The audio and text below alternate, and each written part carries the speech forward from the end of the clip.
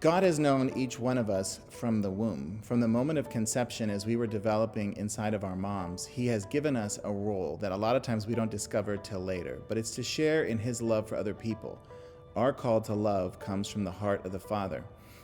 And we grow into our role as we grow into our calling. For most people, that's marriage and family. Some people are called to particular vocation, religious life, or priesthood.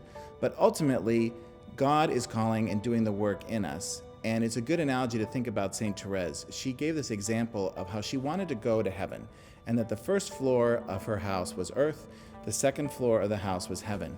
But that every time she tried to climb the steps, she was just a little baby, and she could lift her little foot, get up on the first step, and she'd fall off. And that's what she did over and over and over.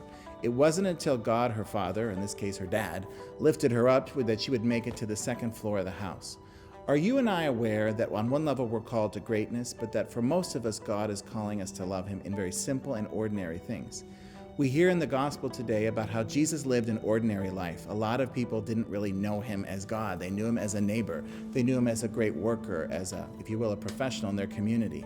But He spent 30 years redeeming and sanctifying the world as a carpenter, as a member of a family, as a member of the community.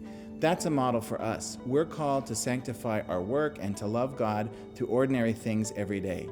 A lot of the people who He spoke to today in the gospel didn't want to hear His call to holiness. They even rejected Him, and then He passed through them. He passed them by. Maybe this week, instead of in a mysterious way, we can concretely realize that God wants to come to us in our work. Don't let Him pass you by as you go to work, you do your job, you serve other people. Realize that in all your work, especially when it's hard, it's a place to honor God through your sacrifice. On top of that, you can try to do everything you do for the intention of glorifying God. I always say never trust a skinny priest, so listen to me. Subscribe to 2 Minutes to Virtue this year.